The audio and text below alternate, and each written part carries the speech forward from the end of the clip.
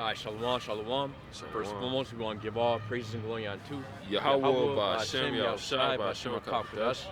Double honors unto the elders, apostles, great millstone, the elders, great millstone, and of course, peace and blessing under the hopeful elect. The sincere servants of Yahweh Ba'Shem Yahushai, serving him in truth and sincerity. Yeah, of course, we're out here, Babylon and Great, you know, on these streets in Delaware. You got the Eve, yapping and shit in the background. But hey, we understand how we are at the end times. What? Of course, we just have the Passover. It's just past, or it's just the pretty much what the Passover ceremony, which has happened Thursday night. Of course, we just had it, which includes, of course, we of course do the Passover service, and we also do the eating of the bitter herbs, the unleavened bread, drinking the blood of Yahushua. Yep. And of course, the unleavened bread representing, of course, him, his flesh, eating Yahushua, of course, spiritually, But real quick, you can go ahead and get Exodus chapter 12 and 8, because we understand what during, of course, this week, during the Feast of Unleavened Bread, which is, again, it's 7 days, so it's a week. You're supposed to be eating unleavened bread. You should have already casted out leaven from your households, yeast or any leavening agents. And yeah, pretty much you're supposed to eat unleavened bread. Yep. And also, with that, you're supposed to be eating bitter herbs, such as a horseradish root. And well, of course, the scriptures say bitter herbs. The scriptures don't say, romaine lettuce, or of course, Right. because obviously romaine lettuce is not something that's bitter like horseradish root. You Right. of course, you have that 1 liter pretty much saying, we already know who it is. Well, pretty much he was saying he doesn't want to eat horseradish root because it's disgusting, which shows you that he's in the wrong spirit, man.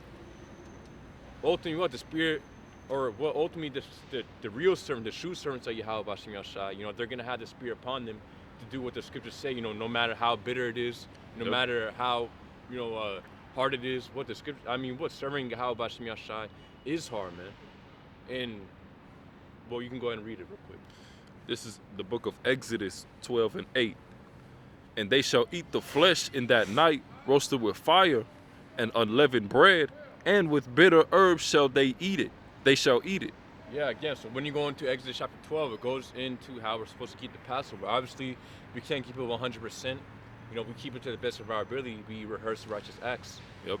But still, there's definitely some things that we can still do. You can still buy lamb at least. Obviously, we can't get a whole lamb without blemish. Yep. Because we're not in those times. Every brother doesn't have a pretty much a lamb in their. First and foremost, majority of brothers, we don't even have our own land. We don't have our own, farm animals and livestock. Mm-hmm. And I believe a whole lamb, maybe a few $1,000s or something like that. God. Several hundreds. Yep. I don't know the exact amount, but hey, it's definitely not cheap. So again, the scriptures say to rehearse the righteous acts. We keep the best as we can. We get the lamb, we get the unleavened bread, and we get the bitter herbs. Bitter herbs going into meaning bitter, meaning something that obviously doesn't taste good. It is bitter. Which horseradish root is bitter, and that's something that we eat. Yeah. You feel it in your nose, your eyes, when it goes down into your belly, right? You also feel that bitterness as well, which of course we know that the bitter herbs remind us of our affliction and the bitterness we went through in Egypt, right? Which today it also gives us that remembrance, of the captivity that we're currently in, right? Because it's also spiritually Egypt, okay? And that's the thing, these people don't want to go through the sufferings, the affliction, that you're supposed to go through when you're in this walk, right? And we can get that, because the scriptures go into Hamashiach's sufferings, right? Yeah. Real quick. Give me Exodus chapter 1 and 9. 1 and 9, kind. Yeah, because I know to brother's point, the bitter herbs is not just to eat bitter herbs. First and foremost, You know, of course, they're eating bitter herbs because that's mainly all the things that they had. And plus, what the scriptures say, we had to eat unleavened bread because we didn't have time, you know, to wait for the yeast Right. to rise up. Yep. No, why? Because the Israelites were on the move, so you know we had to hurry up. We didn't have time to season up the lamb, you know, let it marinate and all that. Haste. No, we had to boom, put it in the fire, boom, you know, get the unleavened bread, and Yeah. then we had to get the bitter herbs. We didn't have access to, you know, again we were on the run, so we had to use what we had. God. Symbolizing the bitterness, the bitter situation that we were in, man. Right. Right. This is Exodus 1:9.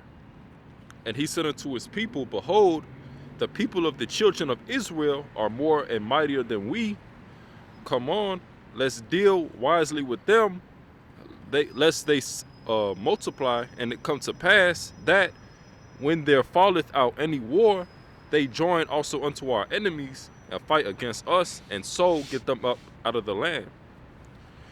Therefore they did set over them taskmasters to afflict them with their burdens, and they built for Pharaoh treasure cities, Pithom and Ramses. Yeah, going into, of course, the pyramids. Treasure cities meaning the pyramids that, and what the Israelites built up the pyramids. Right. When we were in our captivity under, you know, the ancient Egyptians. That was us. Yep. Exodus 1:12. But the more they afflicted them, the more they multiplied and grew, and they were grieved because of the children of Israel. Shalom. Shalom. Yeah, God, can you read that again? This Exodus 1:12.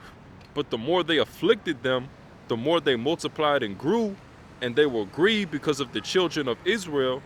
And the Egyptians made the children of Israel to serve with rigor, and they made their lives bitter with hard bondage, in mortar and in brick, and in all manner of service in the field. All their service wherein they made them serve was with rigor. Yeah, exactly. So we had to serve the Egyptians with rigor and what? Hard bondage. So again, you know, us eating the bitter herbs now, it symbolizes the, you know, that captivity that we were in. You know, that hard bondage that we were serving. So yeah, and what, even now, go ahead and get Jeremiah chapter 50 and 21. What, even now we're in the land of, or pretty much what? Now we're in the new Egypt. You know, we're in the land of bitterness. So, you know, now, because again, you know, you have pretty much that one leader saying that what he's choosing he's opting to eat romaine lettuce instead of horseradish because horseradish is disgusting. See, hey, you know, that goes to show you that, again, a lot of these jakes aren't in the right spirit. If you have the spirit and power of Yahweh Bashmiel, if you have the spirit of Yahweh Bashmiel Shai in you, man, then you're going to take part, then you're going to understand simple and plain things like that. And, you know, the things like that isn't going to be hard onto you. As the scriptures say, the way of the Lord, or pretty much the way of the Lord is plain unto the holy. So, you know, that's a plain thing for us to eat other bitter herbs, and it's a plain thing to understand why we do it. Yep. Yeah, you can't just, you know, pick and choose, you know, oh, I'm going to take out the bitter herbs, or, you know, oh, I'm not going to drink the wine or something, because, you know, I don't drink, you know. You got to do it for the Passover, man. You got to do what's commanded of us to do, and you got to understand the reason why you're doing it as well. Okay? This like you know, the apostles say time and time again, you know, it ain't a lamb dinner, okay? You know, this is a very you know, it represents something heavy, right? This ain't a celebration, all right? It ain't a time of mirth, all right? It's a time of mourning, you know, being afflicted, all right? Being ready to be delivered, which, you know, we getting ready to get delivered out of Egypt, you know, a second time through the Spirit, right? Yep. So you got that? Yeah. So this is Jeremiah 50 and 21. And it reads, go up against the land of Meratham, even against it, and against the inhabitants of Pekod, waste and utterly destroy after them, saith the Lord, and do according to all that I have commanded thee. Yeah, exactly. So when you get that word for, go ahead and get the word for Meratham within the Hebrew. Okay. BLB. Because, hey, again, you know, ultimately, what, now we are in the new Egypt. You know what? This place, America, represents a new Egypt, and really, it's all the captivities packed into one. You know, so what? Ultimately, this is the Egyptian captivity because we went through hard bondage, and we're, you know, well, of course, we went through child slavery. Our people got overtaken here and got transferred here, you know, to serve a hard bondage. But hey, even now we're still in a hard bondage. Now it's just a different type of bondage. You know, now we're slaves, you know, of course, under the system. But also, it's a slave against your mind, against the spirit.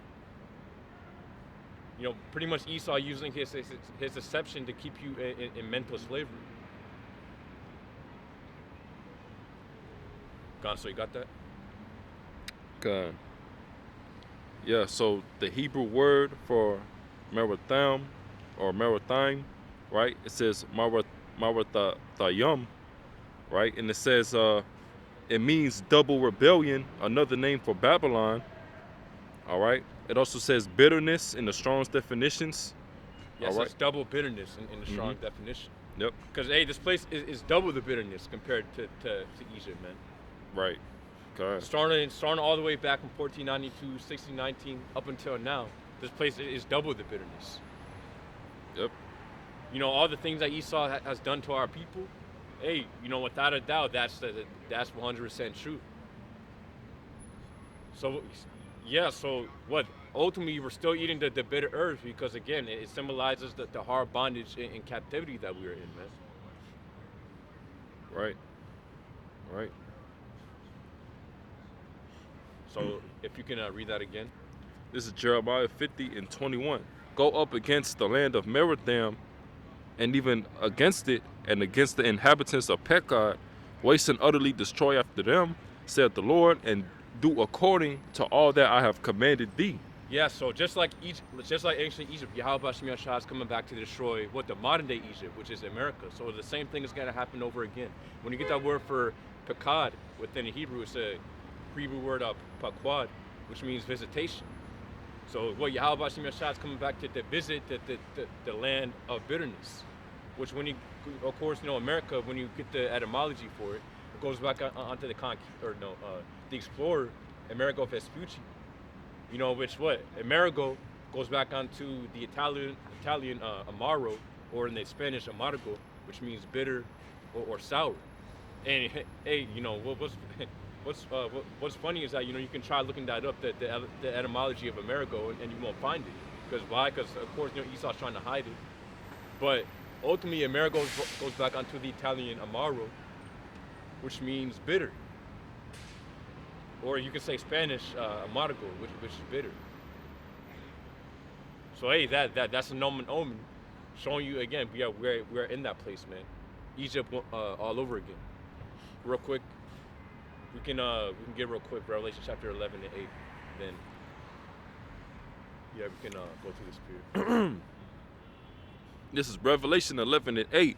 And their dead bodies shall lie in the street of the great city. Of course, the great city is Babylon Great, and of course, the dead bodies symbolizing us, you know, being spiritually dead. You know, us not having the truth. Yep.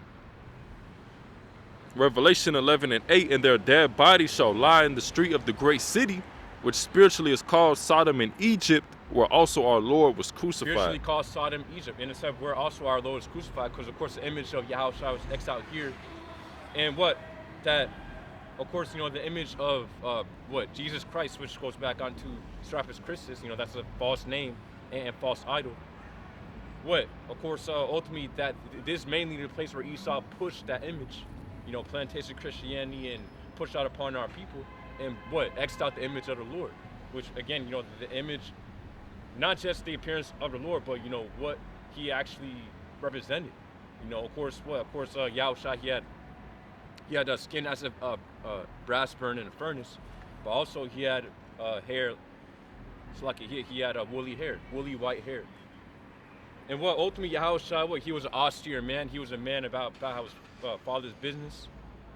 Right. You know, he wasn't no soft, effeminate, weak guy with plush cheeks, you know, red cheeks and stuff. Yep. Nah. Yahushua was an austere man after doing the will of his father. You know, that's 100%. Of course, that was his purpose. And it said right there, spiritually, this place is called Sodom, Egypt. So it says spiritually. So that's how we know in Deuteronomy chapter 28 and 68, when it goes into Egypt, how we will be delivered through ships or with ships onto Egypt. We know that that's speaking about a new Egypt, a modern day Egypt, a symbolic Egypt, which is America. So this place is spiritually Sodom and Egypt. Of course, Sodom going into the wicked, perverse, of course, sexual immorality that Sodom practiced, such as sodomy and so on and so forth. And of course, that's predominant within the land of America. They heavily push the alphabet agenda. Yep. I got a scripture proving that Babylon is the great city, right? This is Revelation 18 and 10. It says, standing afar off for the fear of her torment, saying, alas, alas, that great city Babylon, that mighty city, for in 1 hour is thy judgment come. Got it. Yeah, so pretty much going into Babylon being that great city, just proving what we read in Revelation 11 and 8, right? It says that city, for in 1 hour thy judgment is come. So the Lord only needs an hour ultimately to destroy this place. Once the MOTB comes to pass, all right, World War III, the missiles ready to get shot, all right, this place is all good. Everything is going to speed up, all right, because everything is already the days have already been shortened, for the elect's sake, but once the major prophecies start popping off, all right, that's when everything is really going to speed up, the destruction of this kingdom. Okay. So that's it on that. Yep. Get let's see.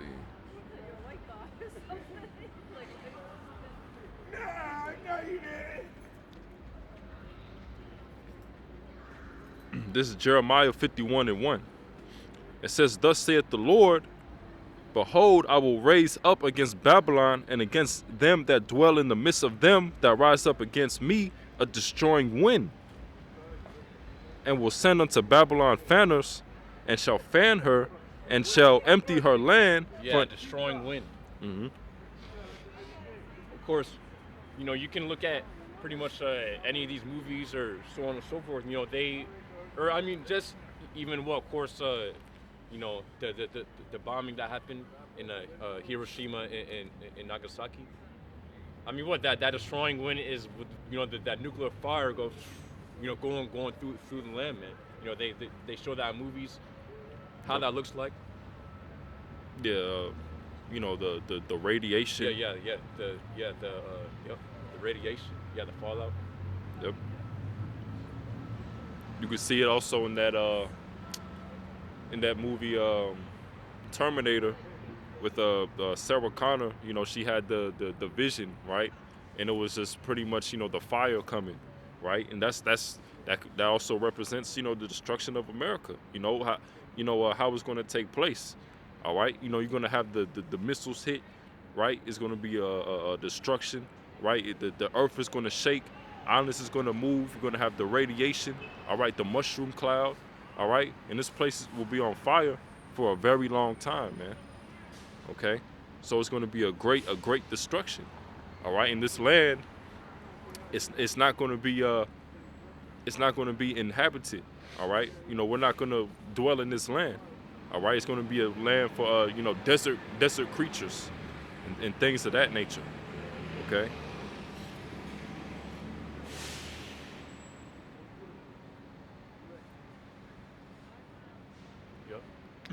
All right, this is yeah, we can get that. So this is the book of Isaiah 13, and we can go to, we can start at 1. It says, the burden of Babylon, which Isaiah the son of Amoz did see, lift ye up a banner upon the high mountain, exalt the voice unto them, shake the hand, that they may go into the gates of the nobles.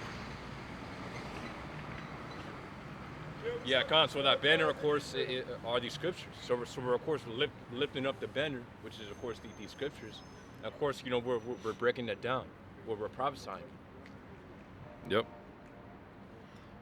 We got the sign, all right, and we're also preaching in the high mountain, which today will be Babylon, because this truth, it first came out of Babylon and it got spread out to the four corners of the earth.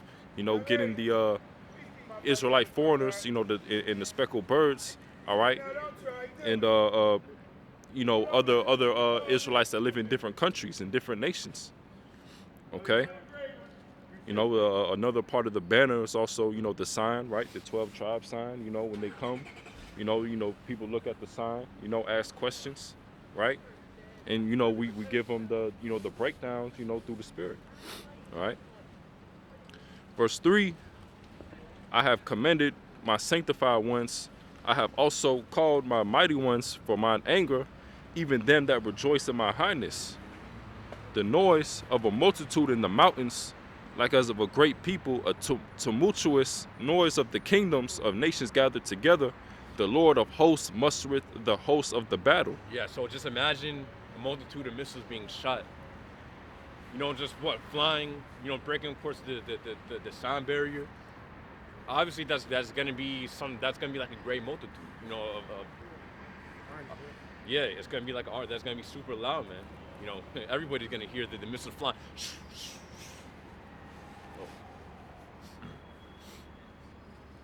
And said, what the Lord mustereth the host of the battle. Meaning, Yahweh Bashim Yashah is the one who wants us to come. The Lord is the one who's putting his spirit upon these other nations to shoot, their missiles upon Babylon Great. It's prophesying, man.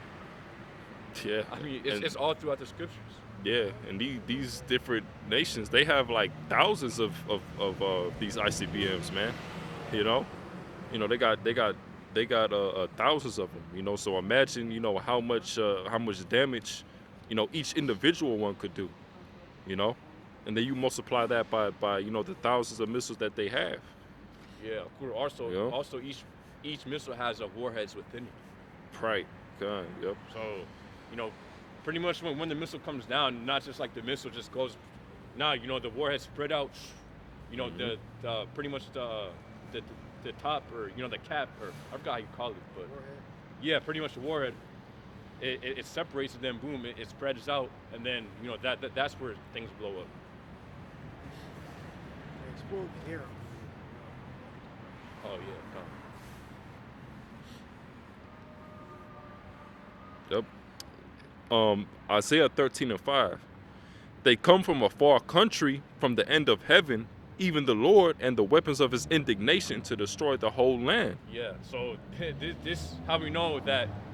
For example, when the scriptures go into Jeremiah chapter 50, where it goes into the word arrow, that's not a literal arrow. Because again, these are coming from a far country. You can't shoot a bow and arrow, thousands of miles away from another country. Yep. Obviously, this is speaking about a symbolic arrow, because, the missile is nothing more than just a modern day arrow. Just a highly futuristic, advanced version of an arrow. That explodes. Right, same thing as like a gun, right? Being the modern day sword, as well. Yeah, because that's the main, pretty much, form of combat that's used by armies and militaries today. Right.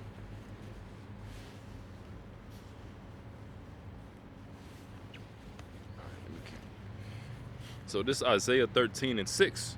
How ye, for the day of the Lord is at hand, it shall come as a destruction from the Almighty. So the day of the Lord is a destruction. All right, it's a day of destruction. Okay, and that's what these people don't get.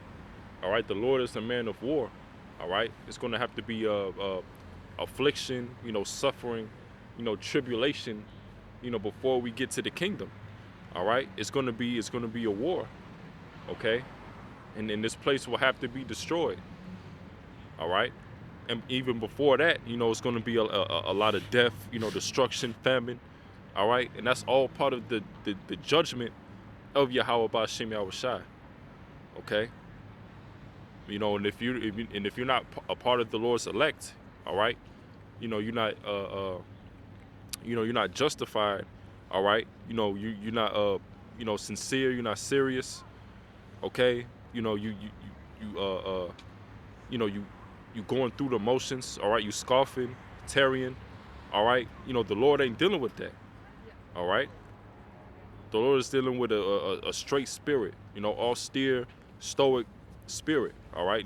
No bullshit type of spirit, okay? Don't mix, not mixing any folly with the truth, okay? Because then folly, a bunch of folly and madness could come out of that, okay? That's why we do our best to separate the spiritual from the carnal, the spiritual from the worldly stuff, okay? Because it has no place in this truth, all right?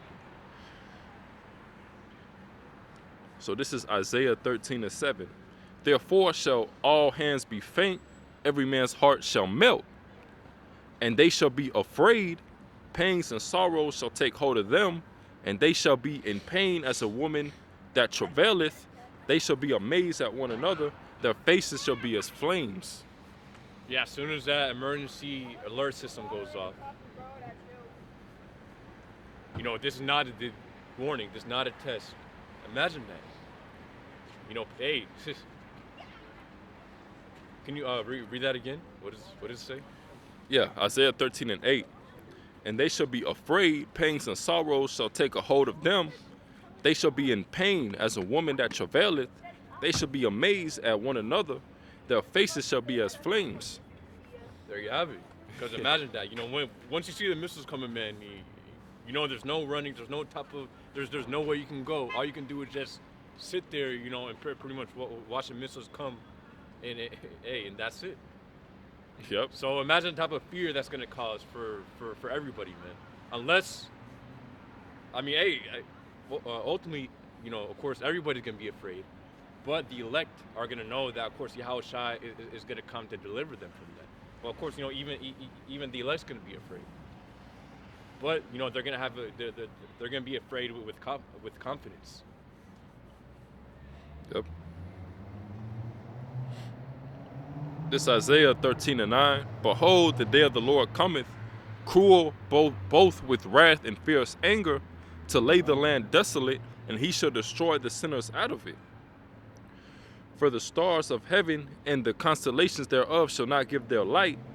The sun shall be darkened in his going forth, and the moon shall not cause her light to shine. Yeah, so the Lord's doing it for a reason. The Lord's coming back to judge Babylon for a reason. Obviously for the wickedness, man. For the wickedness for the wicked inhabitants that dwell in Babylon. Also for, of course, the amount of wickedness that Babylon has caused around, amongst the whole world. Right.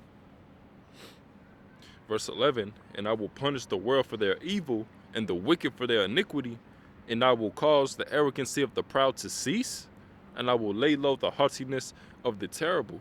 Exactly, because Yahushua is coming back. Well, once Yahushua comes back, that's going to be it. Yahushua is going to come back to judge of course, the wicked and take down these other nations, and of course to destroy the haughty and the lofty, which starting with the elite international, or the elite international bankers, pretty much the ones at the top. Of course, even they're gonna be afraid. They're gonna be probably the most afraid out of everybody, man. Because the amount of wicked, of course, they're the most wicked upon the face of the planet Earth, man. They're the ones who are making all these things happen around the planet Earth. Pretty much all this evil. Right, and Esau, he depends on that his left-handed practices, his left-handed magic to give him more power. He depends on that his wicked nature, right, to give him more power, right? He knows that in order for him to stay on top, he has to keep the Israelites at the bottom. He has to make sure that we're at a lower state. We can't come back to our heritage, right? Because you got what's new in the news is, Esau, he's monitoring, the Hebrew Israelites, all right? The CIA, the FBI, which, we believe they've been doing that, all right? But probably even more so now because, Jake is waking up, all right? The talk of the town now is what? The Hebrew Israelites. You got a bunch of people on social media, TikTok, talk about the Hebrew Israelites. Got Christians, doing whatever they can to, stop us from teaching to disprove the Hebrew Israelites. But they can't do it. All right. Esau understands that, the truth is out here, man. All right, and more of our people is waking up to the fact that we're the Israelites according to the Bible, man. You know, the awakening. All right. And he knows, and Esau knows that the more we know, all right, the more likely his kingdom is going to come crumbling down.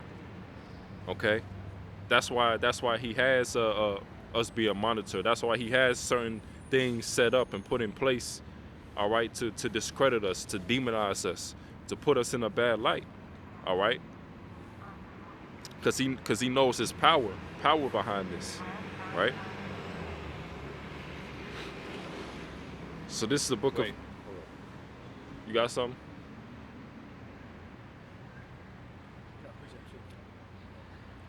Yeah, Con, you got it. I can read this too real quick. Con, so it says, Zephaniah chapter 1 and 14, it says, the great day of the Lord Yahweh is near. It is near and hasteth greatly. Even the voice of the day of the Lord Yahweh, the mighty man shall cry there bitterly. See, the mighty man. And what we understand, of course, what the scriptures going to onto the hills and the mountains, which pretty much represent the governments and the kings of the earth. Starting with of course, the elites. It says that the mighty man shall cry there bitterly. It says that day is a great day of wrath, and a day of trouble. Like it says, that day is a day of wrath, a day of trouble and distress, a day of wasteness and desolation, a day of darkness and gloominess, a day of clouds and thick darkness. See, so this is 100% opposite, pretty much from what the plantation Christianity churches show you. That day of the Lord is going to be a light day where he's going to come, floating in, the Messiah, and pretty much everybody's going to be joyful and happy. Yeah, they believe in the rapture, right? Yeah. Which the rapture is like, what is it? Like they take away, the elect, so to speak, and then it's just a tribulation period for seven years or something like that. Nah, man. Yeah, all right. Elect disappear, or their remnant disappear in their clothes. Yeah, the elect is going to have to be a part of that tribulation as well. All right, but what's going to preserve them is their faith. All right, in Yahweh B'Shem Yahushai. Okay, that's what this truth is about. Being afflicted, being going through that suffering, overcoming those tribulations that we have to go through ultimately. That's a part of the sacrifice that we go through in the truth. Okay.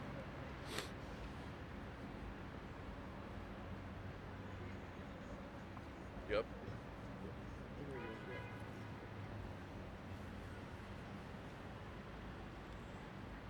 Go on, finish it. Go on, so Zephaniah chapter 1 and 16, a day of the trumpet and alarm against the fenced cities and against the high towers. Yeah, America is known pretty much as a place to fence cities and the high tower. Because no country has really raided America like that. This place has been protected. Yeah. Even though this place is also known as the place of unwalled villages. But still, this place is nobody has really came up against America. So, and that's of course that's another reason why the modern day, the common American, they're so proud, never thinking that America would be taken, not just like, just like back there in ancient Rome, of course, or what the Roman Empire, of course, everybody thought that it would continue, but it was a point where it completely fell. It says, and against the high towers, obviously, New York City's, or America in its own, is known for high skyscrapers. New York City. Yep. Pretty much every major city. Yeah, yeah, every major city. Yeah, Chicago, Wilmington has some. yeah. Miami. Philadelphia, Miami, Mm-hmm. Atlanta. Yeah. I got a second. Got done, Jones. Yep. So Yeah. second Ezra is 2. Second Ezra is 16 and 9. A fire shall go forth from his wrath, and who is he that may quench it? Nuclear missile, the hellfire. It's the army of the Lord. He shall cast lightnings, and who shall not fear? He shall thunder, and who shall not be afraid? The Lord shall threaten, and who shall not be utterly beaten to powder at his presence? The earth quaketh, and the foundation thereof, the sea riseth up with waves from the deep, and the waves of it are troubled, and the fishes thereof also, before the Lord, and before the glory of his power. For strong is the right hand that bendeth the bow, his arrows that he shooteth are sharp, and shall not miss, when they shall begin to be shot into the ends of the world. The end of the world is America. Capline America. Second Ezra 16, 13. 14. Behold, the plagues are sent, and shall not return again until they come upon the earth. That's the nuclear destruction. All right? And the missiles, the only thing you're going to hear is the damn explosions. You're going to see the light before you hear the sound. All right? Now, when they take off from Russia and different areas that have nuclear missiles, you're going to hear that. But when they cut across America, you're going to see the light. You're going to see the light before you hear a sound. So the light precedes the sound. All right. So you're going to hear the damn sound of destruction on the other side of the country, or where the first missile hit. Then you're going to hear this. You're going to hear the earth's going to shake. You're going to hear the damn sound. All right. And you're going to see the light. You might see the light. All right. Or if you're the first person to get hit, it's going to be nothing. It's going to be like a thief. You ain't going to even see it. You're going to hear it or see it or nothing. Okay. It's going to come straight down, and it's going to explode in the damn air, and it's going to be a flash. You might not even be able to see the damn light. You ever see? Yeah, because it's going to be going hypersonic, so you're going to see the visual, which is going to be so small you ain't going to be able to see it. Then all you're going to see is a flash of light, but you might not even be able to see the flash of light. Then it's going to incinerate everything. Yeah. Like it's going to explode like maybe a mile in the air or whatever. You can get the actual schematics on that. It's going to flash and it's going to erase everything. Burn into the damn ground, burn the air up. All right? You're going to be done. You're going to be burning. And your spirit going to leave your body. Yeah. It's like Terminator 2, but it's going to be way faster and way worse than Terminator 2 depicted it. All right? That was like 1980s technology, 1990s technology. Like the paper, the miniature buildings and roads and toy cars, and they put the camera on it, they blew across it, and they set it on fire, make it look real. All right. Now this is going to be a flash. It's going to be a flash, and then everything's going to turn to fucking dust, burn. What, 1,000,000 degrees, I believe, the temperature of the missile. The warhead's going to emit 1,000,000 degrees Fahrenheit. Fact check the degrees, but yeah, it's going to burn. It's going to turn concrete into powder, metal into powder. Your body going to turn into dust, to powder. Rubber, metal, all into powder. Concrete, all going to turn into just the powder, dust. All right. For strong, the second Ezra 16:13. For strong is the right hand that bendeth the bow. His arrows that he shooteth are sharp and shall not miss. When they began to be shot to the ends of the world. All right, the plagues that, behold, the plagues are sent and shall not return again until they come upon the earth. The fire is kindled and shall not be put out until it consume the foundation of the earth.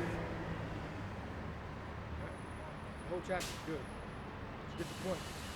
Fire is not going to be a regular explosion, not going to be regular fire. It's not going to be a normal destruction. It's going to be complete destruction. It's going to be like a thief in the night, as the scripture said. The thief's going to come upon Babylon suddenly, and that's the speed of those nuclear missiles. It's going to be no warning. They have an early warning system, but you're not going to be able to do nothing. All right? It's going to be, they're going to be over here in a few minutes. and then total destruction is going to be within an hour. All right? Yep. Whatever the closest missile is to Babylon, America, it might be like West Coast, I think, right? The West Coast of America, West Coast of Babylon. All right? Where Russia is, that's really close. That's probably like 15 minutes. Do the math. Going hypersonic speeds. So you won't hear that shit. All right? The hypersonic is like 20. Look up how fast hypersonic speed is. Console, I got it. So I looked up how fast are hypersonic missiles. Getting to the point, it says hypersonic glide vehicles. Yeah, it said these are launched on a rocket and then glide through the atmosphere at hypersonic speeds, maneuvering to evade defenses. They typically travel at speeds between Mach 5 and Mach 20, which is 3,836 miles per hour to 15,345 miles per hour. And so it says going at 5,000 miles an hour. It says going 5,000 miles an hour. You're going to see it, but you're not going to see it because it's going to be flat. You might see a flash of light from the propulsion, maybe. All right, but when it get here, you're going to the visual going to be here, but before the sound going to be here. When you see a jet go to Mach, you'll actually see it, and then it go to Mach, and then you'll hear it go boom, sonic boom, because you see it first before you hear the sound. So there's going to be no warning. The warning is going to be that Russia has launched. That's the only warning you're going to get. And then when the actual missile hit, there's going to be flashes of light. And you're going to be hearing sounds of other parts of being already destroyed. That's the sounds you're going to hear of destruction that didn't hit you yet. And then when it hits you, you will hear nothing. There'll be a spirit. God. So I looked up how high are hypersonic missiles with nuclear warheads. So it says when hypersonic missiles are equipped with nuclear warheads, the temperatures and effects during detonation are astronomically high and catastrophic. It said nuclear explosions release energy through fission or fusion. So it says resulting in temperatures and destructive forces far beyond those of conventional explosives. It says, it says temperatures in a nuclear explosion. Initial fireball at the moment of detonation. The core of a nuclear explosion can reach temperatures of 100 million degrees Celsius or 100 million degrees Fahrenheit or more. This is hotter than the core of the sun, which is 15 million degrees Celsius. Yeah, that's going to totally liquefy powder form everything very, very quickly. And the energy that's going to be released is going to be the flash. Yeah, so it says fireball expansion. As the fireball expands, it cools rapidly, but it remains extremely hot. Within a few seconds, the surface temperature of the fireball can still be around 5,000 to 7,000 Celsius or 9,000 Fahrenheit to 12,632 Fahrenheit, similar to the surface of the sun. But hey, the scriptures say how it's going to be 200 million, pretty much. It says, it says 200 million, which we believe that's, of course, most likely warheads or some technology inside. Yeah, that yeah. We don't know fully clear on, but some technology inside that's equals to the amount of the number that's in the scriptures. Yeah, come. Yeah, so really there's going to be so what we just read, it says that there's a fireball radius, where represents the hottest part. There's going to be multiple hottest parts. It's going to keep the fire up. It's going to be around the whole, pretty much the whole Babylon Great is going to be a whole fireball radius. It's not going to be, just, one part. Small fire. Yeah, small, and then, a billion small fires. Yeah, exactly. Yeah. America, on fire. So the temperature's going to stay high. Yeah, until everything is consumed. Then it can be whatever temperature you want, but it's going to be on fire for a long time. Yeah. Smoke will send it up forever. But for a long period of time, for age, whatever that age may be. Yeah, Then the spirits are going to go up to the Father. All right, then they can come down in a proper time. So there's going to be nobody burning in the fire for any for eons and centuries and forever and ever. That's beyond the punishment of anything that can be done. Like, come on. seriously. There's a punishment for sins. Right? It tells you what the punishment is. You know, and it don't say that you're gonna suffer for all eternity. Right? It even says that Esau, how is Esau going to be put to death after he served slavery and go into the spirit world? But if you were Israelite, you're gonna burn in hell forever. That's crazy as shit. Yep. Say Esau gonna serve slavery. Right? So we know. So the hell is talking about slavery. So Esau gonna serve slavery, and then he's gonna be burnt up. Right? Well, maybe he think that being burnt up, Esau going to hell. Maybe that's why she's saying. After he served slavery, they're gonna go to hell.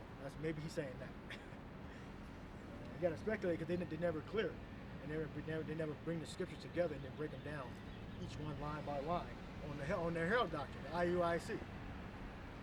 Right? They think they're gonna burn in hell forever. There's two hells, he says, or shit like that. No. All right. That's the hell fire. All right. Which you're not gonna burn in hell forever. All right. Gonna be for a moment. And then you got slavery. Those are the two hells. Right? But the hardcore bondage, which is hell, slavery. All right. And then you got the hell fire. Scriptures tell you that if you anger with your brother without cause, you're in danger of hellfire. All right? And that's the fire of the valley of Hinnom, of limitation. The fire of the valley of limitation. The valley of limitation is America. All right? Gaya Hanam, if I'm saying it right. Gaya is valley, I think. And Hinnom is limitation. Ash, Gaya Hanam. Fire, valley, limitation. I believe that's I'd say Gehenna in the Greek. And go back to the Hebrew, Gaya Hanam. But fire, the Ash in front of it, fire of the valley of limitation, America. Ash, Gaya Hanam. Alright, that's America. That's not a place where the souls are going to be in that fire. First of all, souls don't fucking burn. Only bones, flesh, and blood burns. Yep. Alright? You can go to Jeremiah, it tells you about the valley of Hinnom. But when you look up Gehenna, it brings you back to the book of Jeremiah. Hinnom. So the valley is a low region. Alright, there's going to be fire in there, which is America. Alright? And it's lamentation. You're going to be lamenting. You're going to be suffering. You're going to be wailing and gnashing your teeth. Alright? But that, what? Again, that's going to be for the expectation. And then when your ass will burn the fuck up, you're going to be, your body going to turn to fucking dust. You're going to be gnashing nothing. Alright? You got something you're going to read on? Yeah. Console says, Jeremiah chapter 19 and 1, it says, Thus saith the Lord Yahweh, go and get a potter's earthen bottle, and take of the ancients of the people, and of the ancients of the priests, and go forth unto the valley of the son of Hinnom, which is by the entry of the east gate, and proclaim there the words that I shall tell thee. Yeah, of course, when you get that word for valley, it's Gaya. Hebrew word, which means valley, and then Anam, meaning lamentation. So it says probably of foreign origin, but let's see.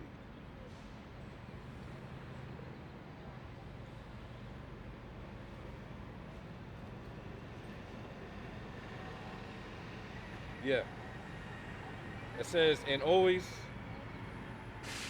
Yeah, it says, and always with reference to the sacrifice of children by fire, because obviously we know they use the valley of Hinnom, to burn dead animals and trash. Yeah, and you have different dialects of different languages, the same language. So Canaanites had a slightly different Hebrew than the Israelites. Different nations spoke the same language, but with slight alterations. Right? Like you have different words in Mexican. That's Mexican Spanish that don't exist in Spain Spanish. So it's still Hebrew though. believe the sons of Hinnom were they Canaanites or some family of Hamites. I think they probably were Canaanites. Sons of Hinnom. They may have owned that region before they were kicked out by ancestors. So there ain't no scripture in the Bible that says you're gonna burn in hell forever and ever. All right? The Israelites are all gonna be saved eventually. Okay? In the kingdom, the spirits are gonna come back through the elect. That's what we know. Get Romans 11. It says, "Does all Israel shall be saved? Deliver us from under Zion, turn to their transgression with Israel." I believe that's Romans 11. Yep. This Romans 11 and 26. We can start at 25. The Gentiles are the other Israelites that lost their faith, lost their identity and their religion. Good? Yep. Well, actually, we can start off at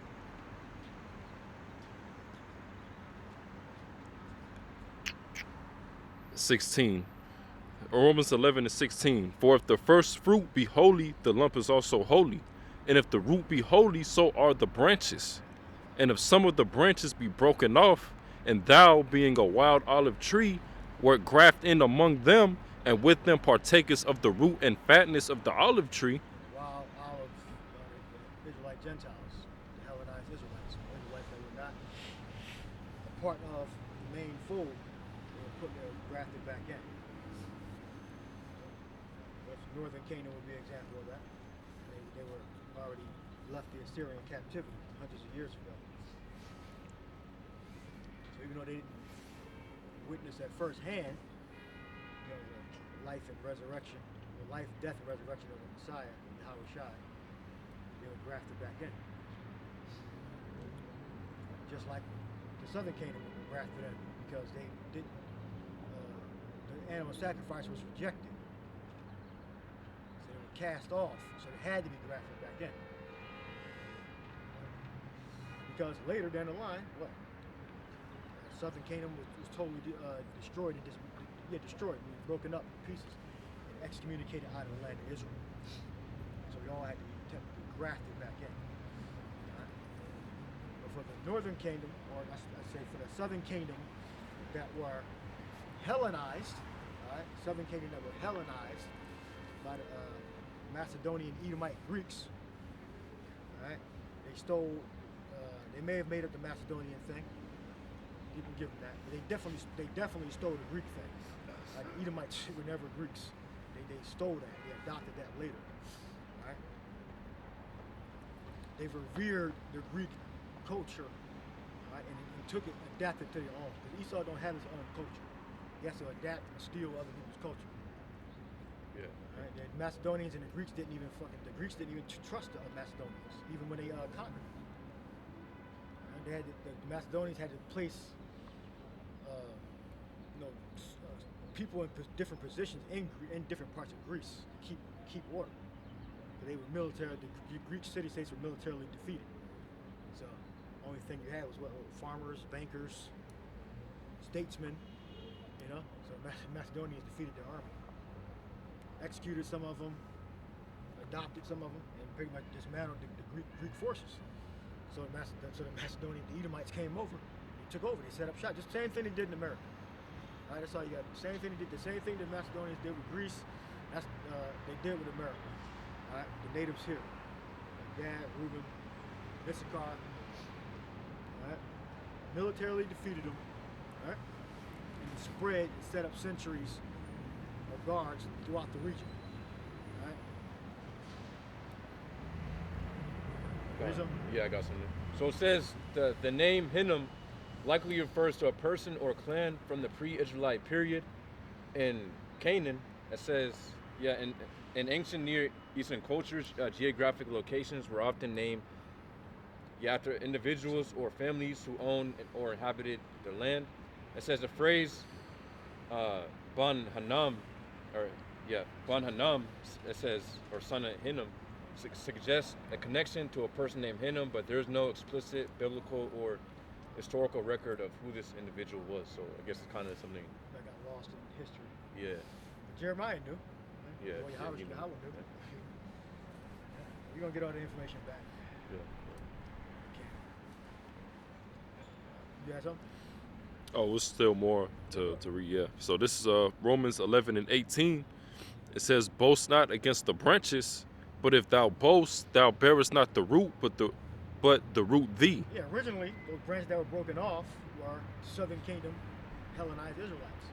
All right, but then you had other Israelites that were on the other side of the world that then got broke off before the Hellenization.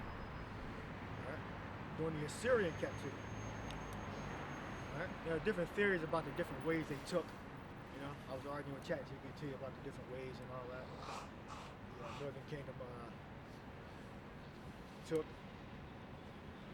and one was through the Euphrates into the Indian Ocean, Mm-hmm. around East Africa. They may have stopped there in East Africa. They may have stopped in the South. They may have stopped in the West, and then sailed across the Atlantic. Now, from the Mediterranean Israel all the way to the bottom part of West Africa is longer than going across the Atlantic. If ChatGPT would tell me, right, nautical miles. Going from the original Canaan, Israel, going to West Africa, the bottom part of West Africa is more nautical miles than going across the Atlantic. Right? So that's another theory was escaping from the Mediterranean. But it tells you in the scriptures that they went through the Euphrates River. So you have to trace the Euphrates River and where it empties out at. More than likely it empties out and it's more than likely it made several stops. I don't think it's possible for them to go straight from the Euphrates River across, to the west, where they could have went east. That's even farther away. If they were east and ended up in, say, California, that's even farther. But it said, the scripture said they entered into the Euphrates. More than likely they went around Africa because they knew it was Israelites in or trading posts at least, and already in what we call the land of Ham, but Africa. There's more, right? Yeah, kind. So this is Romans 11 and 19. It says, "Thou wilt say then, the branches were broken off, that I might be grafted in. Well, because of unbelief they were broken off." Yeah, so if Judah don't even like other Judites, how much more do the Northern Kingdom? Yep. So he's specifically talking about the Hellenized Judah. Judah being a Levite. All right? And then the farther implications is, the rest of Israel, the Northern Kingdom. All right? So there's no way that 2/3 of Israel are going to accept the Northern Kingdom. Right? Only the elect. The elect are going to, understand, Torah chapter sign. The enmity that was put between us to break the kingdom up. Jeroboam, Rehoboam. Yep. Got precept. He said we got no part with the son of Jesse. Let's go do our own shit. They think they better than us. We get the fuck up out of here. Ephraim left. Go ahead. This is Isaiah 11 and 13. It says, "The envy also of Ephraim shall depart, and the adversaries of Judah shall be cut off. Ephraim shall not envy Judah, and Judah shall not vex Ephraim." Yeah, well, it's an account. But get that account. It says the words of Judah were more fierce than the Northern Kingdom. So we have more part with David. So why didn't you call us? Ephraim was mad because you ain't. Ephraim was the head of the Northern Kingdom. I don't know if it said specifically Ephraim. Yeah. It said Israel. Israel. Yeah. So I don't know who was the representative in that crowd that said. Well, it might have more like it may have been Ephraim because the scripture says that Ephraim shall be greater than Manasseh. So Ephraim was the principal son, the northern kingdom. All right, go ahead, read the account. Gone. So it says 2 Samuel chapter 19 and 40. David King, I believe, right? Go ahead, read. Gone. So it says 2 Samuel chapter 19 and 41, and it says, "And behold, all the men of Israel came to the king and said unto the king, Why have our brethren, the men of Judah, stolen thee away? It says, and have brought the king and his household and all the David's men with him over Jordan. It says, and all the men of Judah answered the men of Israel, because the king is near of kin to us, wherefore then he be angry for this matter? Have we eaten at all of the king's cost, or hath he given us any gift? And the men of Israel answered the men of Judah, and said, We have 10 parts in the king. It says, and we have also more right in David than ye. Why then? Well, because they got it's more northern kingdom outnumbered Judah and Benjamin and Levi. What? It says, Lucky. It says, why then did he despise us, that our advice should not be first had in bringing back our king? And the words of the men of Judah were fiercer than the words of the men of Israel. Yeah. So, yeah, that's where some of the hatred started at, right there. That's one of the points. That's it. There's more there. The NLT is pretty good too. There you go. It says, but there are 10 tribes in Israel. The others replied. So we have 10 times as much to the king as you do. What right do you have to treat us with such contempt? Weren't we the first to speak of bringing him back to be our king again? And then it continues. Yeah. So Judah said, "Oh, he's near kin. We got everything handled. We didn't need y'all." That's pretty much what Judah said. Oh wait, yeah, it's lucky. It says, it says the argument continued back and forth, and the men of Judah spoke even more harshly than the men of Israel. Yeah, it cut off. Yeah, because Judah's the expert at talking shit. Expert at the main public speakers you're gonna always see is gonna be mainly Judah. The main leaders in Israel, you're gonna see the wicked ones too. Not just talking about just all of it's always going to Judah. Principal orator. Right? And you got Yahushua was a Judah. And that's the thing. Well, more near kin to us, even though we all come out of from Yahushua. So, which Scripture stated waters of Judah. So that was like the jealousy and hatred right there. That's where it started. You get where bring Judah, so the other tribes won't magnify themselves against Judah. Say the test Judah first. Somebody just read that or not? No.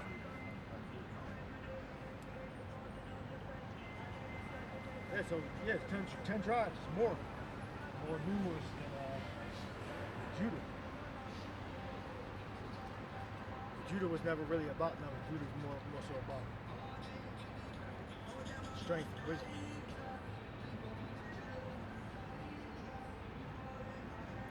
Yeah. So this is the book of Zechariah 12:7. The Lord also shall save the tents of Judah first, that the glory of the house of David and the glory of the inhabitants of Jerusalem do not magnify themselves against Judah. Yeah. So the Lord chose Judah as a head tribe to be magnified first, to come up first, to come into the back to our heritage first. Then other tribes got to follow Judah. That's the way the Lord set it up. Yeah, real quick. Yeah, and the ones that don't, they're gonna be fucking destroyed. That's it. All right, you gotta follow Judah. The Lord set Judah up first to be the head, raise up the tribes of Israel. Get that precept. Go ahead, read it. Go on. So it says Zechariah chapter 12:7 in NLT, the Lord Yahweh will give victory to the rest of Judah first before Jerusalem, so that the people of Jerusalem and the royal line of David. Tribes of Israel. Read again, Slide. Read again. Yeah, come on. It says Zechariah chapter 12:7 in the NLT, the Lord Yahweh will give victory to the rest of Judah first before Jerusalem. So it says, so that the people of Jerusalem and the royal line of David will not have greater honor than the rest of Judah. Yeah, I mean, hey, I bet you a lot of you Northern Canada wish he was black now. And Trump putting hell on y'all. Going to different food trucks and telling you to get the y'all going to jail and shit. What the fuck you fucking working? But again, those are the same ones that say, no, I'm not black. I'm an Indian. I'm not Negro. I'm Indian. All right. I mean, that may be, but you're saying it because of hatred, not because of the fact. Yeah. Hey, you know, you could be Negro, you could be Indians. You know, but you're saying it because of hatred. No, I'm not black. Hey, that's funny because you have a literal Spanish channel that's directed towards teaching that the Israelites are only pretty much natives, Native Americans and Latinos. It's a lot of archaeological evidence to support that, but you got to go beyond archaeology. Yeah, it's the spirit. Spirit supersedes all the archaeology, all the artifacts. Yeah, because the artifacts say that the 10 tribes it's the Native Americans. It's a Gad. I don't know if they include them in there. Probably not. I don't know if they should. But it's a lot of archaeological evidence. All right? Yeah. But you got to go to the scriptures. You can't just go to archaeology. You got to go to both. Yeah. Because obviously you have the Back Creek Stone, and you have the Las Lunas stones. Pretty much that's where again. And different artifacts too that they hide. Oh yeah, definitely. In Mexico, I've seen flying machines made out of gold. Texaquato, that they're supposed to be a house shot serpent. So there's a lot of artifacts. So that point that the Northern Kingdom are the biblical Israelites, right? But they're not Judah. They're different tribes on the side. Right? Simeon, Ephraim, Zebulun, Manasseh, Gad, Reuben, Naphtali, Asher, Israel. Now I don't know if they support the native Gad. All right, the Gad and Reuben, Asher, Naphtali, they're part of the 10 tribes. Right? We're all related. Right? Yeah.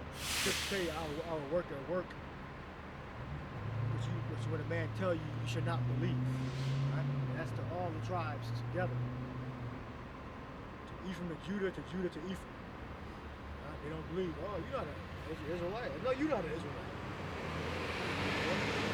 Yeah. You said you had channels dedicated to it.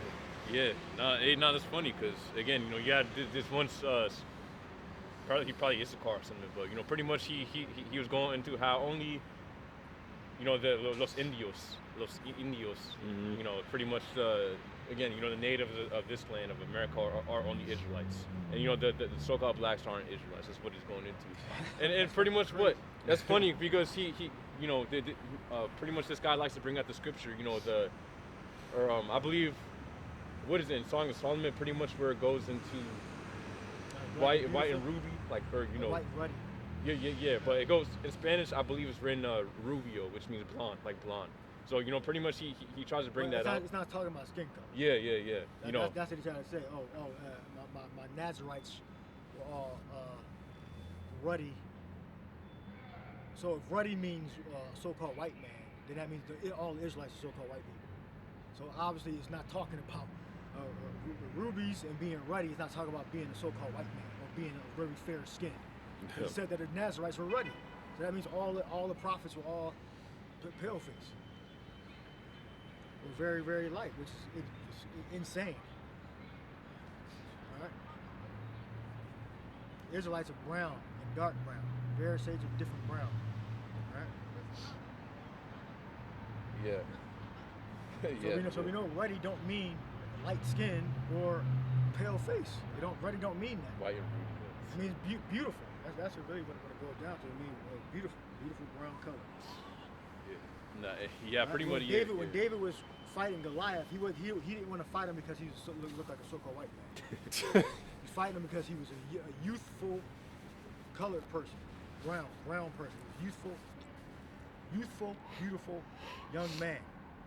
So he looked at him as being offended, like why you sending a boy out, this handsome boy out to fight me? It don't mean that he was light skinned. It doesn't mean he was a white man. All right. You gonna say something? Yeah. Yeah. That's it. Now pretty much what this guy he tries to bring out anything just to prove that the so-called blacks aren't included within the Israelites. Right, that's the hatred. Yeah, Yeah, that's the hatred. yeah. The hatred's on both sides. Right? And those are 2/3. So all of the northern kingdom that hate Judah and the Judah that hate the northern kingdom, y'all all are 2/3. Right? And you're gonna die here in America. And that's good because you're supposed to hate each other. That's what the precept said. Right? 2/3 of Israel is gonna die by nuclear fire. Right? They're not gonna be delivered.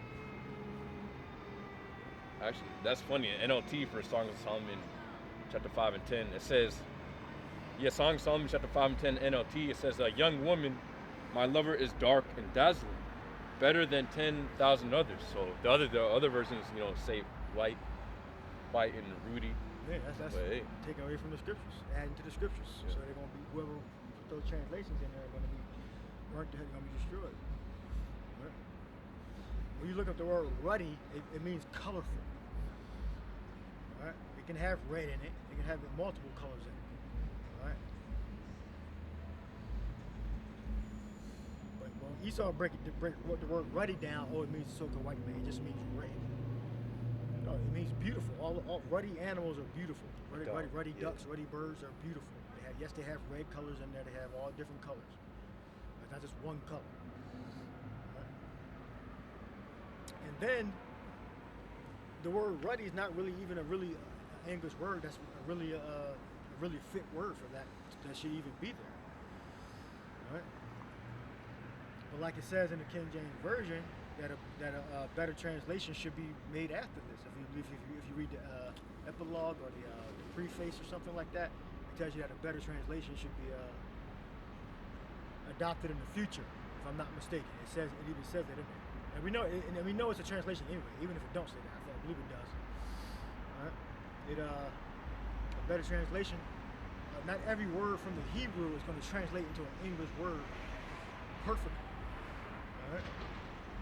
Even though ruddy doesn't mean a so-called white man, it doesn't mean a white man, it doesn't mean a person's red. All right? So that means David was red, Adam was red, all the prophets were red. It don't mean ruddy just does not mean red. Right? But that's the part of the scriptures they try to inject into the scriptures to make you believe that all the people of the Bible, the righteous people of the Bible, are so-called white men. All right? Which white is something that they made the fuck up too. That's not even a real race. Yeah. So Right. yeah. So what is? Are they white or are they red? Like, Yeah, I don't get it. yeah. Are they white? Are they red? Yeah. Are they white? Are they red? Or are they dark brown skin? So-called black. Yeah. When you look at Rudy, that's what you get. Rudy cow, Rudy horse. Yeah, it's like a brown. Whatever. Yeah, like a brown, like a reddish brown. More towards brown. Rudy cow. Yeah. Yeah. There you go. Put ruddy duck. Put ruddy ducks. But again, the word has been corrupted. Remember, Esau, he's a devil. He controls all of the devil. He's a gatekeeper. He can make anything appear any fucking way. It's up to us to discern, to have the discernment, to do the research. Right? Go through the different put ready birds. Yeah. So look, reddish, browns, blues, ruddy birds. Yeah, they got the. What's it called? Yeah, basically a ruddy bird, a ruddy duck is basically what? It's a colorful bird with different colors on it. Birds, duck, animals. I remember Esau. He classifies these classifications. Like in the Animalia kingdom, he'll classify this feline. Remember Esau classified all that shit. Yeah. Right? That's his definitions. They're not because he classified a class of animals. Like the panther is an actual lion, if you didn't know. It just has more melanin. Oh yeah, Black Panther or Yeah, Jaguar, right? Yes, it's Yeah. actually it's a lion. It's a big Yeah, cat. It just had more melanin in the skin. Esau, he classified all that shit. He didn't want to call it a panther. It's actually a fucking lion. Oh God. Yeah. Yeah. He classified that too. Like he didn't want to made the names up. So yeah, he can make ruddy mean or red or a white man. All right? We got to go to the scriptures and look at Adam. He came from the earth. What color is the soil of the earth? All right? Different shades of brown. All right? Go to Jacob and Esau. It said Esau came out red all over like a hairy garment. So Esau was red. All right? Go to Yahweh Shai. Go to the prophets. All right? It tells you that they were brown, so-called black. All right? Go to Ancient of Days. Huh? It tells you. Let's get something. Matter of fact, let's get Song of Solomon. Black and beautiful. We got Shachor in the Hebrew, and then we got, I believe, Melania in the Greek. So look up both of them. One of those Song of Solomon. Shachor and Melania in the Greek. So what is it? Okay, are they ruddy, white, red? Okay, or are they ruddy, brown, black? We go to the ruddy, brown, black. That's what we believe, based upon the precepts and scriptures we're going to read. Right? Goliath wasn't offended because he was fighting a white man. Right? He was offended because he's fighting a handsome youth. That's why he was offended.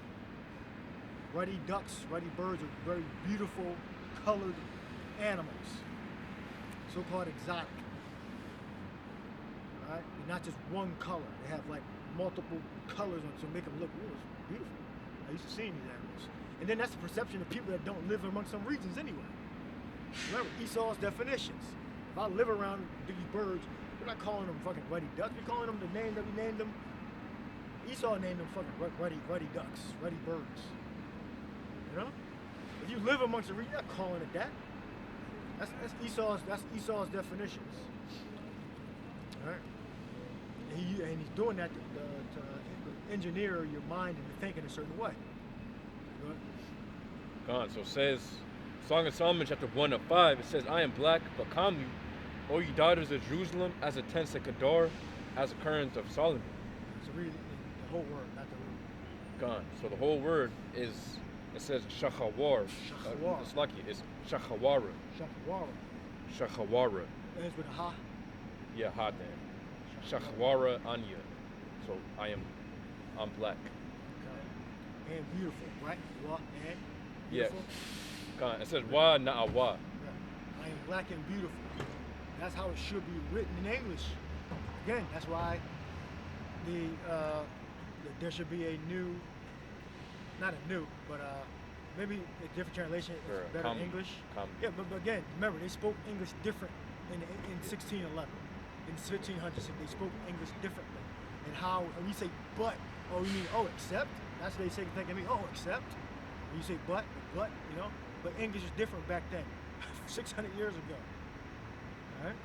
It's like people try to interpret the Bible off their modern English thinking, which is an insane thing to think. You know? So it may have been a decent translation back then in 1611, 1500s and all that. Yeah, because... But hundreds of years later, you know, that the English has changed. So people are going to interpret it differently. So that's why that goes to the Hebrew. So I am black and beautiful. I am black, but I'm beautiful. You know? Oh, wait a minute. He's black, but he still considers himself beautiful. No, I am black and beautiful. Right? Or he's saying I am dark skinned and beautiful. Right? And it was put there, so we can interpret it today and project it through over the plethora of lies that are being told about Yahweh Shai, about the Lord, about his people. Right? Yeah, I got a definition for that word calmly. Yeah, it says nawa'a. It says it goes into calmly, beautiful, seemly. Strong's definition. Yeah, so yeah, beautiful. Another way to say it, you know, is beautiful. You know, you could probably find another translation, and it'll be more accurate. You know. Read the Greek. God. It should be melania. Melanus. obviously you should know what that means. If you don't, it means your pigment in your skin, the brown color in your skin, melanina. Alexander the Great had a friend that he killed.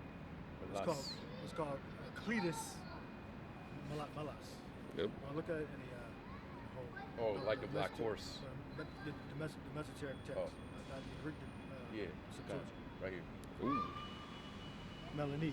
All right, and it breaks down the root word is melanus. Yeah, Cletus Melanus. Alexander's friend that he killed in a drunken rage with a spear, I believe. Cletus Melanus. All right? He was an Israelite. I believe he was an Israelite. Like one of his, either his friend or one of his generals. All right? Yeah, you could do that to, because of Jake. He was in power, so. He was Philip's son. So it means black or brown. Black being the extreme, but when it comes to a person, it's referring to brown. Yep. Brown, different shades of brown. Yeah, I got another translation. Yeah, bro. Yeah, so Songs of Solomon 1 and 5 in the NLT. It says, I am dark but beautiful, a woman of Jerusalem. Now in English, in modern English, what means accept. That's what people think. That's why you got to look at the Hebrew. It's their word is what. Which means and. I am black and beautiful. Hey, Cleo. He's down though. Go ahead. It says, I am dark but beautiful, a woman of Jerusalem. Dark as the tents of Kedar, dark as the curtains of Solomon's tents. Don't stare at me because I am dark. The sun has darkened my skin. Yeah, Kadar, of course, meaning dark as well. Mm-hmm. Brown skin man, brown skin man. Yep. Yeah, it says shachar. So going to the root, it says shachar, meaning dusky. So when you get the word from dusky, in the definition, it says.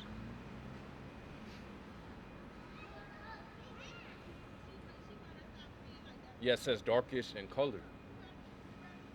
It also says dated definition, using it says euphemistic or poetic reference to black or other dark-skinned people.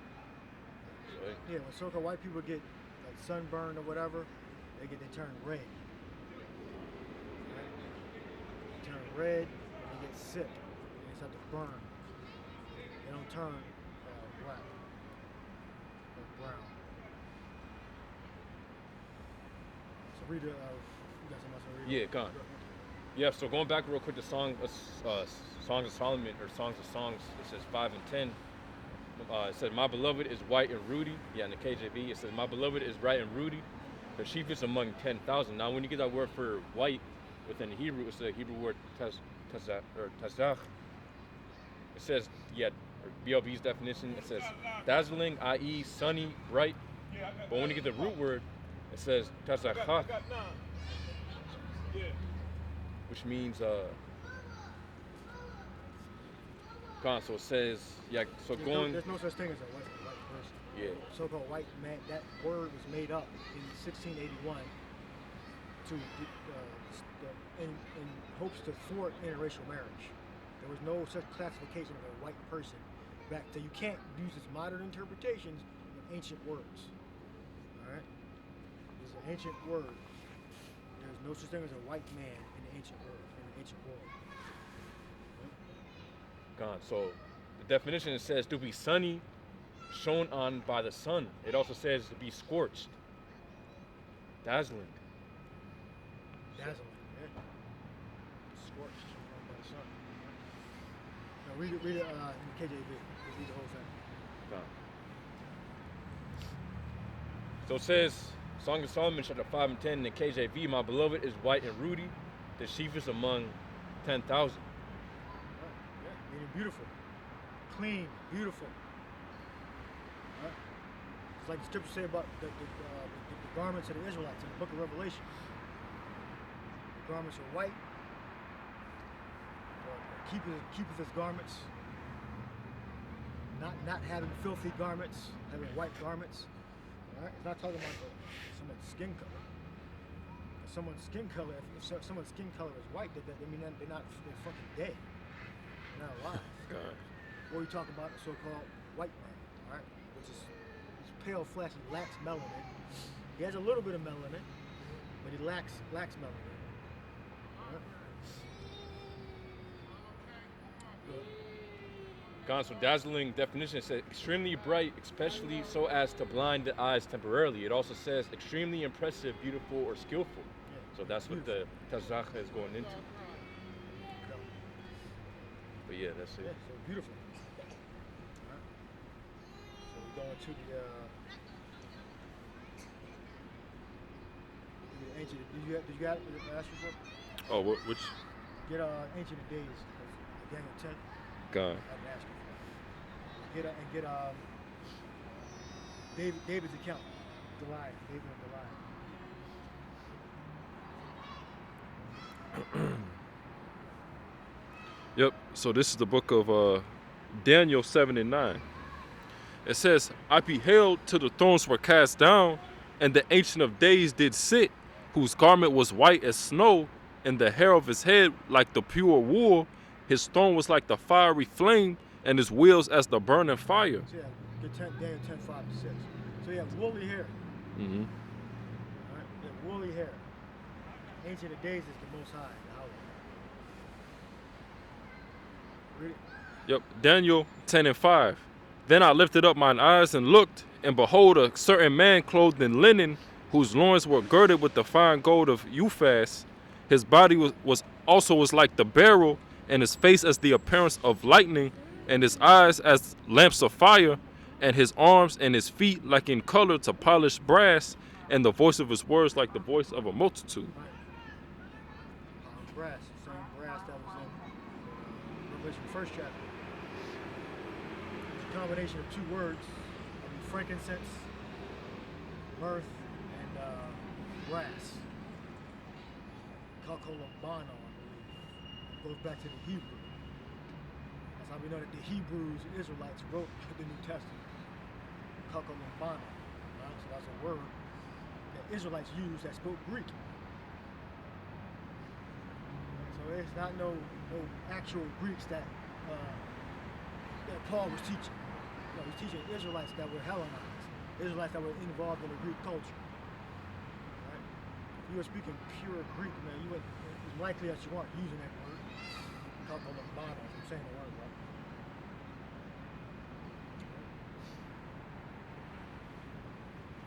And read the 6th verse again.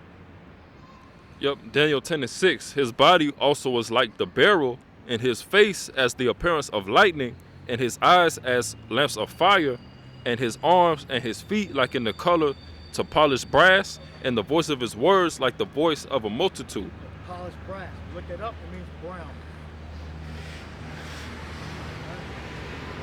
Go into it, look the words up in the dictionary, Merriam-Webster, dictionary.com, and go back to brown, burnished. Burnished is brown. Right? I mean, it was shining. It was shining brown. Dark, shining dark brown. Alright? So it's in the spirit. What you have? David. Yeah, David's account. The Ruddy account. David and Goliath. It says 1 Samuel chapter 17 and 41. And the Philistine came on and drew near unto David, and the man that bare the shield went before him. And it says, and when the Philistine looked about, so going to Goliath. You get her Nazarites are more ruddy in body. Yep. It says, and when the Philistine looked about and saw David, he disdained him, for he was but a youth and ruddy and of a fair countenance. Yeah, 3 times. Okay? This means the same thing. It means he was beautiful. He was young and just beautiful. Just like, not beautiful, but handsome. You know, that's why he didn't want to fight him. Not because he was red. Yeah. Alright? So read that. Yeah. So this is the book of Lamentations 4 and 7. Her Nazarites were purer than snow. They were whiter than milk. White man. What? They were more ruddy in body than rubies. So there we go. Close the books. You're wrong. You gotta go home. All the prophets, the Nazarites were what? The Nazarites were basically men dedicated to the Lord, to the Most High, Yahweh. They didn't eat any. They cut their hair. They didn't. They cut their hair off. They trim it. Mm-hmm. They wouldn't drink anything of the vine. That was the dedication. So those are Israelites. So all the Israelites that dedicated themselves to the Most High were all white men, so-called white men. Because again, so-called white men, that's a new word that's being used in the late 1600s to be called a white man. There was no such thing as being called Shalom. Shalom. Peace up to the brothers. Shalom. There's no such thing as a white race until the late 1600s. All right. All right, so we can go. I guess we can go home. Wrap up. Yeah. All right. No, it's funny because verse 8 it says. Let's go home. It said. Ready do not mean no damn red. All right. Yeah, no, it's funny because. Read between the lines.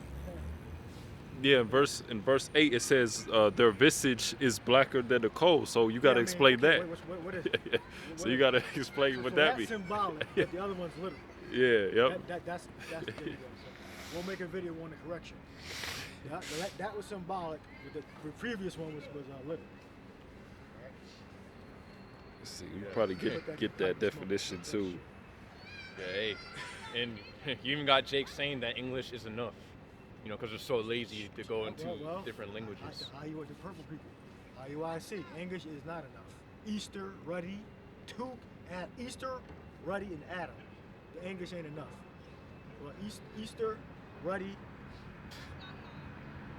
yeah, Adam. Yeah, you can say Adam. Adama.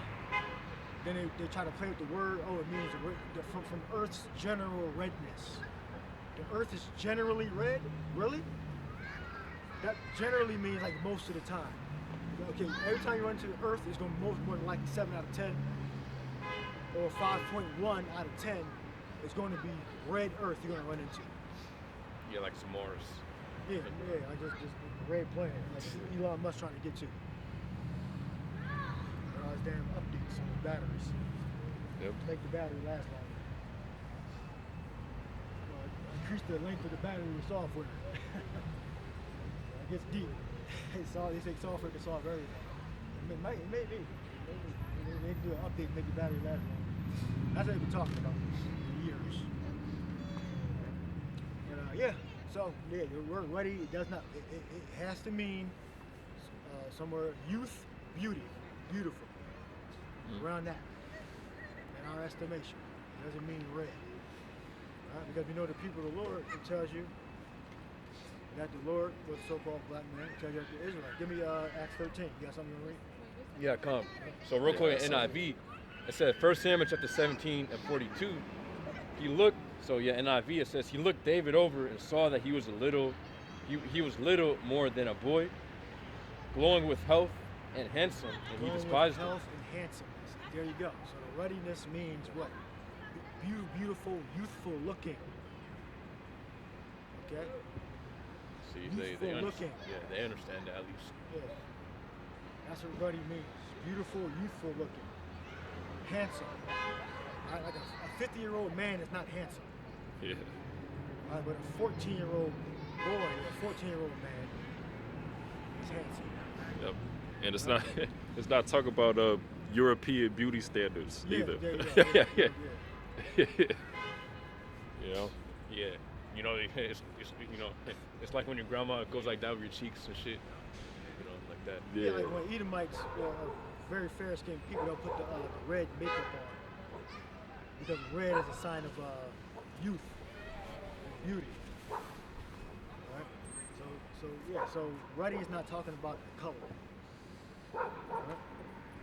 Ruddy is talking about his youthful lookingness. Yep. Like a skin color. Right? But it's how you apply it. It's different variations of ruddy, you know. Esau, you know, he corrupted it to frame it so that the so-called J's would fit the description, you know. And the Goyim Edomites, who Amalek despises.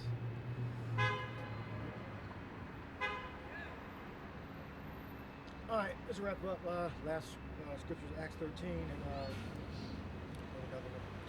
Acts 13 and 1. Now there were in the church that was at Antioch certain prophets and teachers. John 10. as yep, as Barnabas and Simeon, that was called Niger, and Lucius of Cyrene and Manaen, which had been brought up with Herod the Tetrarch and Saul. All right, they get a different translation. So is he red, white, ruddy, or is he brown, black, ruddy? Yeah, You say brown, black, ruddy. I'm pretty sure even if you look it up on ChatGPT, they'll tell you that they were of a so-called African descent or something like that. Yeah, so They'll say multicultural. yeah. But blackness doesn't come from Africa. That's what I guess a lot of you got super dark Indians. And they call them white people. That's crazy. The Indians are classified as white. They're super dark, darker than most, not most, but a lot of so-called African Americans. East Indians, they're classified as so-called. That's crazy. That's how you know that they're lying. You know? Yep. Yeah. So this is Acts 13:1 in the NLT. It says, among the prophets and teachers of the church at Antioch and of Syria were Barnabas, Simeon, called the Black Man. So was Simeon called? And that's not Peter, by the way. That's not Peter. Right? So that's Simeon. So he's from Africa. He just moved to Syria. Yeah. That's he got. Oh, 'cause every black person comes from Africa. So he moved to Syria. It's the only way they can explain it away. Right? No, he was one of them Hellenized Israelites, right? From one of the tribes. One of the southern kingdom, more likely from the southern kingdom. Right? Hellenized. And living in Syria. Antioch. Right? So what the black man. That's Yeah. pretty much it, right? Yeah. Real quick, I looked it up on DeepSeek. It says, what does Acts 13:1 mean? So I'll get into the point. Yeah, so point 3, diversity of the leaders. The list highlights the multicultural nature of the early church. It says Barnabas, Jayish, Levite from Cyprus, Acts 4:36. It says Simon called Niger. It says the name Niger means black in Latin, suggesting he may have been from Africa. Right. Because they already trained on that. Software's already trained on that. Black people are from Africa, so-called dark-skinned people from Africa. Why can't they be from India or Persia? Why they gotta be from Africa? So they already trained it. So they doped the software already to fit their narrative. Right? It wasn't you could say it was multicultural, but because the Israelites that were circumcised and Israelites that were uncircumcised had different cultures. So you're right on that. But they were the same race though. They were the same race. Your behavior doesn't make you a different race. Your culture doesn't make you a different race. Right? Your ancestors make you the same race or a different race. Right? So that Simeon right there was the same race as the disciples. As Paul, as Peter, as Barnabas, they were the same race. They just had different cultures. They were brought up, they were raised differently. It also says Lucius of Cyrene. Cyrene was a city in North Africa, modern-day Libya, indicating his African background. I mean, African didn't even exist. Yeah, Africa didn't even exist back then. So, yeah. So, The region- yeah, how do you the have region was African born. descent Yeah, no African. Yeah. if it didn't even exist back then? You gotta be more specific than that. Right. Watch him get slick. Ask Yeah, him. let me get Ask him. Septimius Severus. Put that in there. Where was he born? He was born in North Africa. Praesinius Niger. Where was he born? They were Roman emperors. Well, Praesinius Niger was governor of Turkey. And he got defeated by Septimius Severus. I believe he was put to death. Praesinius Niger. So I guess he was a so-called white man too, or I guess from Africa. So then they had to admit they had so-called African Roman emperors or Roman governors. Septimius Severus, where was he born?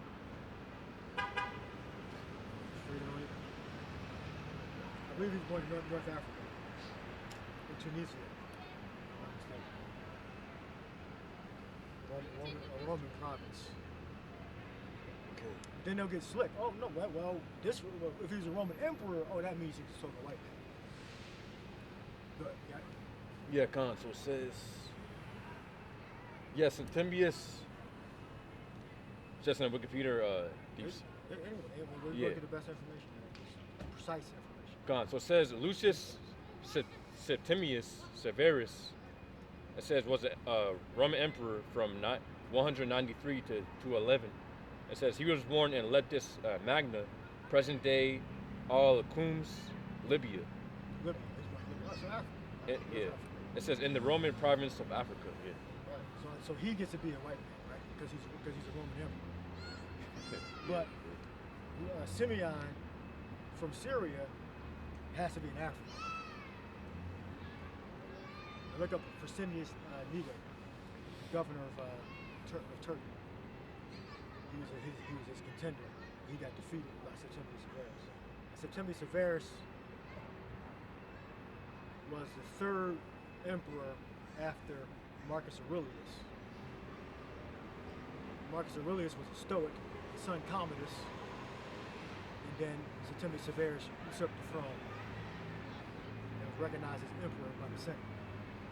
But he defeated Fresenius Niger. Yeah. I believe he was born in Italy, I believe. Gone. So it says So this guy, right? Yeah. So that Yeah. Niger was born in Italy. So he gets to be, I guess he gets to be a white man, so-called white man. But Simeon has to be an African and multicultural.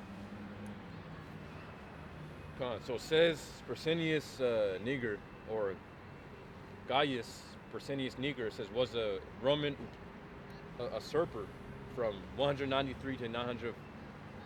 From 193 to 194 during the year of the 5 emperors.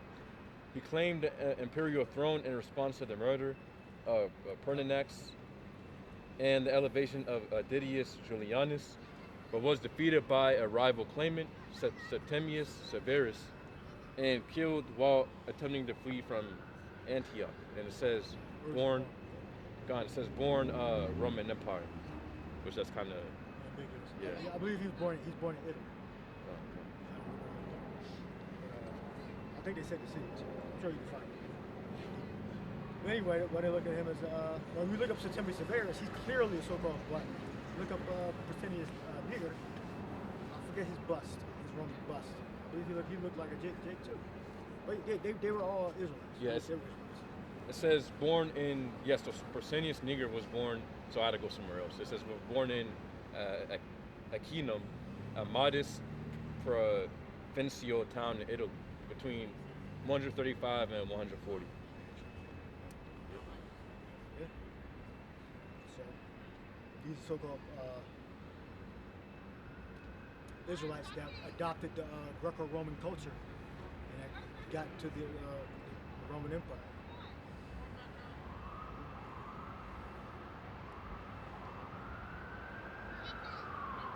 I believe Nerva, I believe the elders and apostles always go into Nerva being one of the first Roman emperors. I forget what year that was.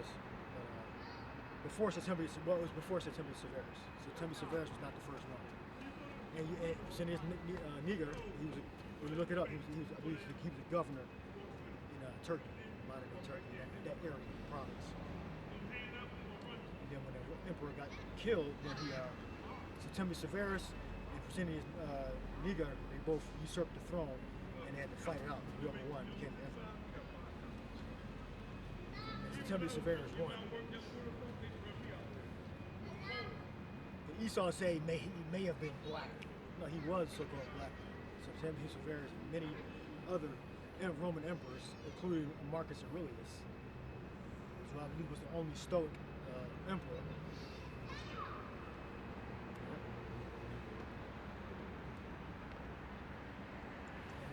His sons weren't Stoics. I believe his sons were assassinated. And that's what started fight for the throne.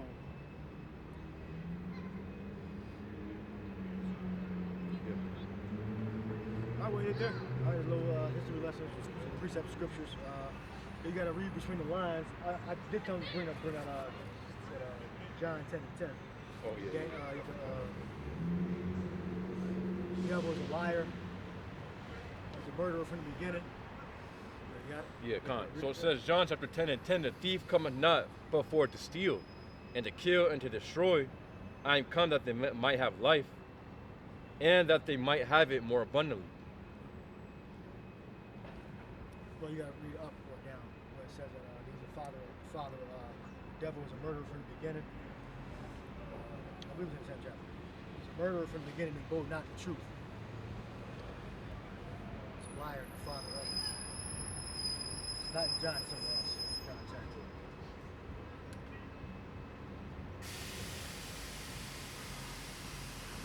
John 8? John. 8, Khan. So this is John chapter 8:44. You're of 8:44. Khan. So it says, you're of your father the devil, and the lust of your father you will do. He was a murderer from the beginning, and abode not in the truth, because there's no truth in him. Yeah, the devil is what? Esau, Edom. What? It says, when he speaketh a lie, he speaketh of his own. He's a murderer from the beginning. All right, that's Cain. That's how you know it's talking about a man. All right. What? It says, when he speaketh a lie, he speaketh of his own, for he is a liar and the father of it. Yeah, the first liar was the so-called white man, Esau, Edom. Well, Cain, he came back as Edom. Right? So, we know that Esau going to corrupt certain words to hide the truth. Right? It's not going to be that easy. All right? The Lord made it easy, you know, but certain things are going to be sort of ambiguous. You have to read, you have to put precept upon precept to get the truth. All right? There's going to be evident contradiction. Like, okay, is he a so-called white man or is he a so-called black man? All right?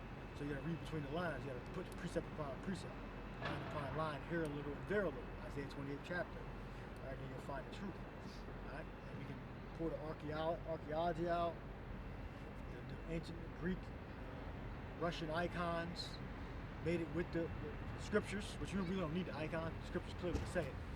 You know, look up the words, and that can fight any modern definition that Esau tried to make what he mean. All right, or their perception of what they're saying. It has to do with skin color, but it has nothing to do with skin color. All right. Yeah, the name too. Oh, the name of the Father and the Son. Yeah. There's a, you know, yeah. It's not Yahshua, it's Yeah. Yahushua. Yeah. Yeshua, it's Yahushua. Yeah, you know, it's pretty much a lot of people who say, you know, just because, so since Jesus is within the KJV, then if his name is there and it's wrong, then the whole KJV is wrong, you know, or the whole Bible's wrong. You know, that's the type of point to try to make. That's the excuse to not to have faith. Yeah. Well, if I read it in a different language, then it's not Jesus. Then you're fucking idiot. Yeah. If I read it in Chinese, Mandarin, or Cantonese, it's not going to be Jesus there. Yeah. Jesus is a made-up word. You know, the two sounds made up, like it causes always coincidence. Like it's a made-up word. When you translate something to another language, you either do a transliteration, which you take a letter in your alphabet and made it with the letter in the original language. That's a decent translation. Otherwise, you would use you would fabricate a word, just make up a word. Yep. You know? Like James and John. John, that's the J. That's Yochanan, I believe. Yochanan. James, I believe, is Jacob. Jacob. Yeah. Make it up, James. You know, it's not a Hebrew word. True, in Spanish it's Santiago, which like sounds way different. Oh, Santiago is James? Yeah. Santiago? Yeah. Santiago. Oh, that's good. Yeah, so you make the word up. The word did not exist in that language originally, so you had to make the word up. Santiago. Michael Miguel, right? Oh, that's some Miguel. Yeah, that name didn't exist in Spanish. Yeah. So you had to make it up. So they're not transliterations. All right. Well, Miguel is close. Close. Maya Kalala. Yeah. But we'll leave it there. All right. Hope y'all edified. Shalom. Next week. Shalom. Shalom.